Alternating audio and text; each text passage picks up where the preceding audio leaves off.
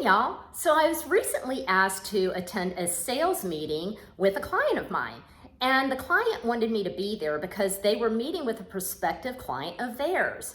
And PR was going to be a very big part of them making the sale. So they asked me to come along.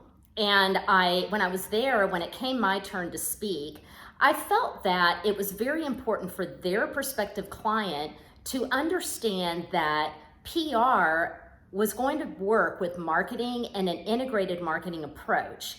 But I didn't want to just go into what PR and my team was going to do for them. I felt that it was really important for them to understand what PR is and how it works with advertising and in a integrated marketing approach. So I explained to the client what PR is in terms of earned media, and that advertising is paid media, and that we integrate it with shared media and owned media.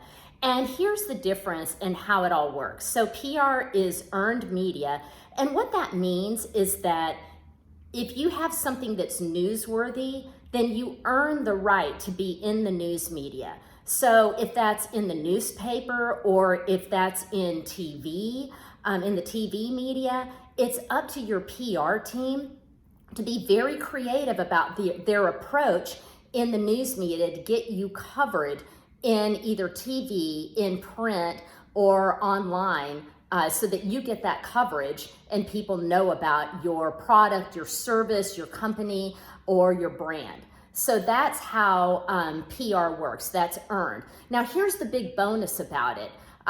There are risks involved in the sense that you can't control it because you don't know if you will actually make it into the media, because it's up to the editors and the producers to decide if your story is newsworthy. And so that's the risk behind it, but it's earned, so it's free coverage. But then the huge benefit of it is that when you do get that coverage, it's a third-party endorsement. So it's a lot more believable than advertising. So advertising, the major drawback is that you have to pay for it. Another drawback to it is that it's not as credible as PR, because PR is a third-party endorsement. Usually, if you think back to when you see an ad, you tend to think, well, you paid for that, so you can say whatever you want. Whereas a news story, you don't know, well, obviously it didn't get paid for, it's free coverage, so you tend to believe it more. So that's a third-party endorsement. Then shared media, let's talk about that for a second. Shared media would be social media. When you get a news story, if you're not sharing it across your social media platforms, then you're not helping that story to live even longer. And reporters and editors and publishers love to see their content shared. And with social media, what we do is we work really hard to make sure that the social media messages are consistent with our PR messages and advertising messages. So make sure that when you're working with a PR firm, that there's an integrated marketing approach and that those key messages are shared across all platforms.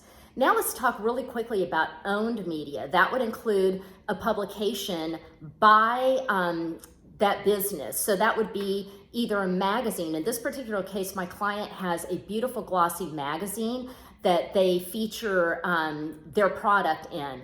And so that would be a magazine or a blog or a newsroom or anything like that that has published content. So you really want to make sure that you put all of your content across all of those platforms and that all of them work together for an integrated marketing approach. And I'm explaining all of this because your PR team should explain all of this to you. If you're interviewing PR firms, ask them how they work, what kind of an integrated marketing approach they use. Have them explain what their approach is. If you're working with one PR person, just have them explain all of this to you, because you really need to know. Knowing how PR works makes it a lot more powerful to you, and you can leverage it a lot easier. And here's the beautiful thing about this is that when my client was leaving that presentation, the prospective client pulled her aside and told her that he loved hearing the PR presentation part of it because nobody had ever taken the time to explain it to him before. And he happened to be an attorney, so he loved hearing about it, and he said it made all the difference. That really made me happy. I also explained to him what we were going to do for him, but that made me really happy to hear that because it made me feel like we got a leg up on that. So I hope that you will learn something from this and that you'll use it to leverage your business and your brand. And if you have any questions, just hit me up, click on the link. And I am Marisa Vallbona, founder of CIM Inc. PR, Get Noticed.